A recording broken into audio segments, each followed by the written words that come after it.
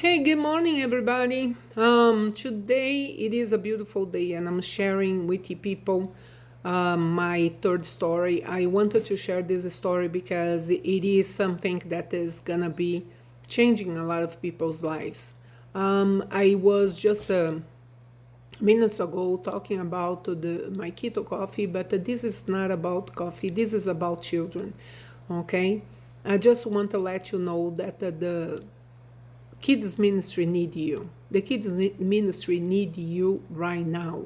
I don't know why people don't understand how important it is. So I have a third story, okay, that I want to share with you. So what happened is I work in a hospital in Florida. I worked for like 1 year or so. And while I was working, I would go from the hospital home, 7 o'clock in the morning. I would leave the hospital and I would go straight ahead home. Then I would take a shower and go straight ahead to church. And I would watch church and then I would go home to sleep. So, in my way back from the hospital, that day, I heard the story on the Z88.3, which I believe here is K-Love. In Arizona, I think it's called K-Love, but over that is Z88.3 in Florida. So while I was listening, came a lady and she told me a story. She told a story. She said, I am a grandmother who has being so blessed to know my grandson that now is in heaven. And she started telling the story. It was a very sad story, but it had a happy ending because she doesn't know how much it touched my life, how much touched the lives of so many people. So while she was telling the story, she said that her grandson who had cancer, he was like 6 or 7 years old, and he came to her and he asked, Grandma, how is to die? What is to die? And she turned to him and said, do you remember when you fall asleep in the living room and in the morning you wake up in your bed? He said, yeah. And she said, this is because your daddy carry you from the living room to your bed. So you wake up. It's like dying is like this. You sleep in one place, wake up in the other place. And he turned to her and said, thank you, Grandma. And he had peace in his heart. He ended up passing away, and it is a very sad story. But what I'm going to tell you, it is unbelievable how God used this story. So I am in church, and I have a friend of mine who has I believe she was like 8 or 9 years old, the little girl that, that she has.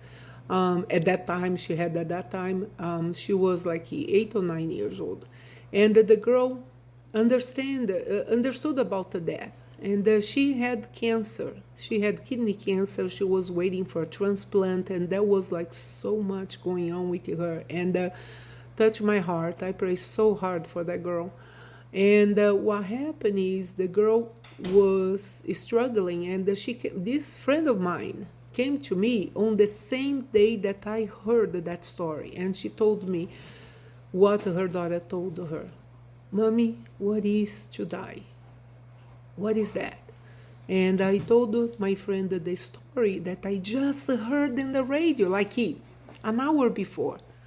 And I told my friend, and my friend hugged me so much, and she said, thank you so much. Because of this, I will be able to give hope to my daughter that she is going to be in heaven with Jesus one day. So at that point, I was crying, she was crying, and we really hoped that her daughter would not die, which she didn't.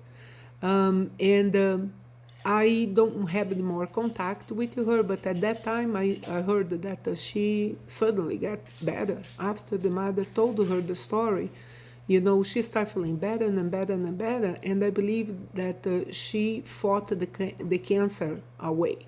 You know, beautiful, beautiful girl. So we don't know what God has for us, but we need to pay attention because the little ones, the kids, they need the help. They need the guidance. They need to learn about Jesus. Today I see so many schools out there that they have like crazy kids. They're not crazy kids, they're crazy parents. They don't know God. Because the ones that don't know God, in the Bible says, the people who don't know God, who don't know about salvation, they are the crazy ones. So make sure when you go to church today, or next Sunday, or the Sunday after, look at the kids' ministry. See how you can help. You would be amazed how much you learn with the little ones. They have such a heart for God, and they know that the salvation is real. They have in their heart. Even if you don't believe, the kids will believe. The kids know that for one good reason, because if you check your own heart and you go and look in your heart and say, is that a God? And you feel inside and you can see